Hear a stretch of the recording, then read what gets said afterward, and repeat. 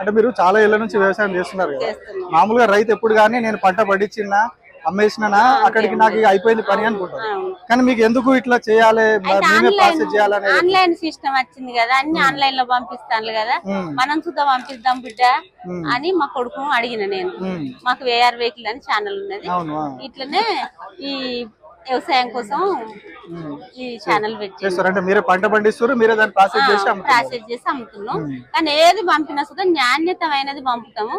మాది ఏది క్వాలిటీ తగ్గి మాకు పేరే రావాలి. పైసలు తక్కువ లాభం వచ్చినా సరే పర్వాలేదు, కానీ పేరు రావాలి.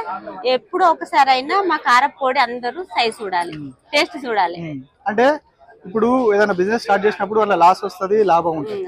సో మీరు ఇప్పుడు 2 ఏళ్ల నుంచి చేస్తున్నారు, ఎట్లా ఉండదు? కరెక్ట్ కొంచెం లాభంతో మేమేమి ఇన్వెస్ట్మెంట్ చేయలేదు. మా ఇంట్లో వండిన మిర్చి బయటికి ఒక 2 కిలోల కవర్ ప్యాకెట్ తెచ్చుకున్నాం. సీలింగ్ చేసే మిషన్ మా ఫ్రెండ్ దగ్గర తెచ్చుకున్నాం. 4 రోజులు నడిచిన తర్వాత మిషన్ కొనుక్కున్నాం. మేము ఇంతవరకు ఇందులో రూపాయి ఇన్వెస్ట్మెంట్ చేయలేదు. 2 సంవత్సరాల తర్వాత మాకు కొంచెం ప్రాఫిట్ ఒక 70,000 వస్తే ఇప్పుడు రీసెంట్ గా ప్యాకింగ్ కవర్స్ అంటే సిస్టమాటిక్ ప్యాకింగ్ కవర్ తీసుకున్నాం. పోయిన సంవత్సరం 1,00,000 రూపాయలు ప్రాఫిట్ వస్తే మిషన్ మేము కొనుక్కున్నాం. 2,000 రూపాయలు పెట్టుబడి పెట్టి వచ్చిన లాభం పెడుతున్నాం. కానీ ఇప్పుడు కారం కూడా మీరే పడతారు?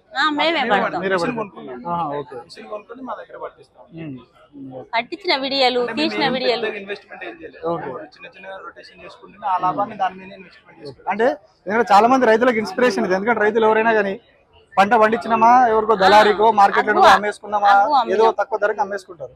కానీ మీరు దాన్ని ప్రాసెస్ చేసి రైతు ఒక సాధారణ ప్రజల వరకు కూడా అందేలాగా చేస్తున్నారంటే ఇది చాలా ఇన్స్పిరేషనల్ స్టోరీ మీరు. అయితే ఎకరం నేను చెప్పేది ఏంటంటే అదే ఫార్మర్ సన్గా ఎకరం పండించేది ఏదైనా ఉంటే పర్లేదు, ఎకరం పండించేది ఏదైనా ఉంటే అరెకరం పండించుకున్నా పర్లేదు. ఒక 4 రోజులు మనం పొలం దగ్గర తీసుకున్నా, ఒక 2 రోజులు మార్కెట్ లో కూర్చొని మనం అమ్ముకున్నా మన ప్రోడక్ట్ మనమే వాల్యూ యాడ్ చేసుకోవచ్చు. 60 రూపాయలకు 40 రూపాయలకు పచ్చిమిర్చి అమ్మే బదులు దాన్ని మార్కెట్ తీసుకెళ్లి 70 రూపాయలకు అమ్మితే మనకి 30 రూపీస్ మనం ఇంత పొద్దున్న కష్టపడి కన్నా కూర్చొని అమ్ముడు కూడా ఈజీ కదా.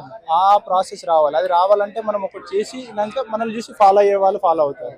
అలా చేస్తున్నాం. అట్లా 10% కంటెంట్ అందించాం మార్కెట్కి. ఇంకా 90% ఆలోచనలు ఉన్నాయి. కానీ ఏదైనా కూడా తొందర సక్సెస్ అయిన దానికన్నా లేట్గా సక్సెస్ అయింది బెస్ట్ ఉంటుందని స్లోగా చేసుకుంటూ వస్తుంది.